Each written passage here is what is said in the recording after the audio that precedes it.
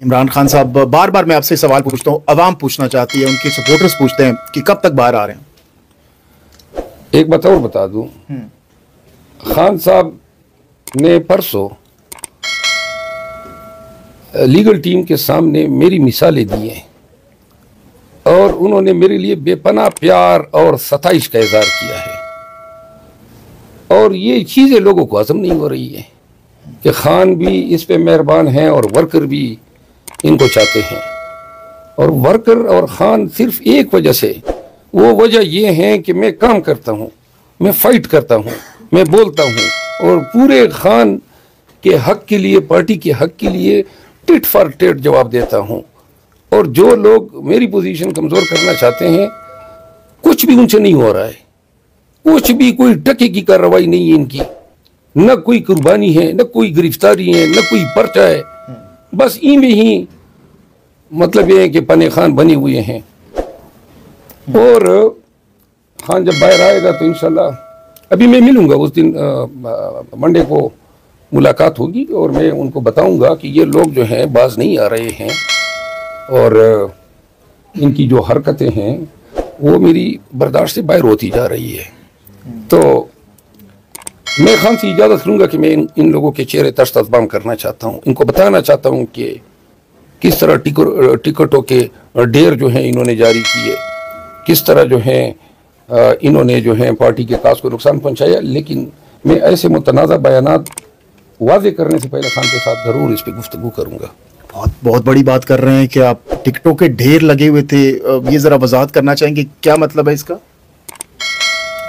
मेरा ख्याल है कि मैं किसी नए तनाज़े को जन्म नहीं देना चाहता हूँ। बिल्कुल ठीक है। मैं ये कहना चाहता हूँ कि बड़ी गिरफ्त रही है इन लोगों की पार्टी पे, और पार्टी वर्कर्स की पार्टी है, वर्कर्स के जज्बात के तहत, उनके उमंगों के तहत इसको चलाना चाहिए। बहरहाल मैं वर्कर के साथ हूँ, वर्कर जो मांगते हैं मैं वही करता हूँ, किसी को अच्छा लगे बुरा लगे इसकी परवाह। खान साहब कब तक बाहर आ रहे हैं आपके? इंशाल्लाह 1.5 माह तक आएंगे। 1.5 माह तक बाहर आ जाएंगे।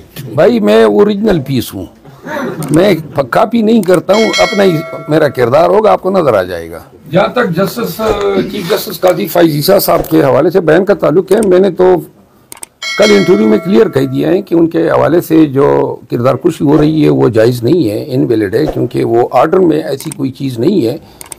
जो फतवा आया है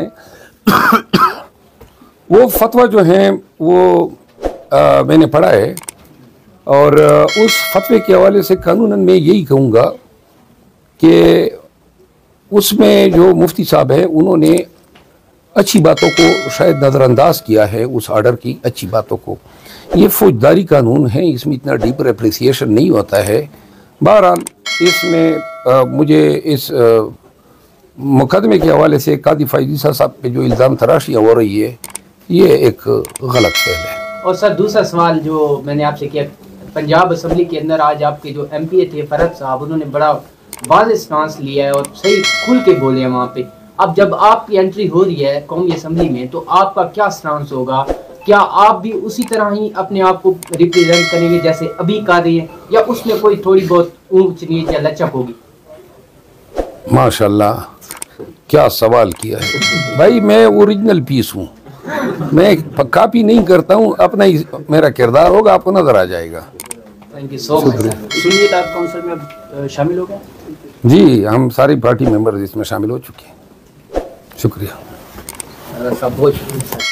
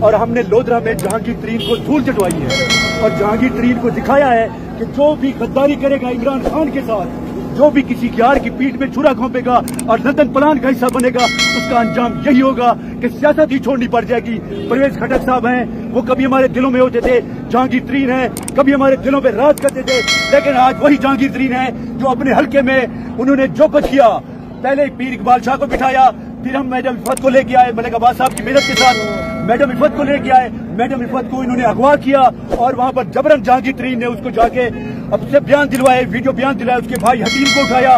ہم اس کی پرزور مذمت کرتے ہیں اور اس کے بعد ہمارے پاس صرف ایک دن کا، جیسے سی ایم ہوتا تھا نا، ایک دن کا کینڈیڈیٹ جو ملک عباس صاحب اور ہم نے مل کے لایا تھے، اس نے 53,000 ووٹ لے کے جہانگیر ترین کو ڈسکریج کیا اور لودھرا کی عوام نے بتا دیا کہ چاہے ایک دن ہو، ایک گھنٹہ ہو، تو عمران خان کے ساتھ کھڑے ہیں، پاکستان کے ساتھ کھڑے ہیں۔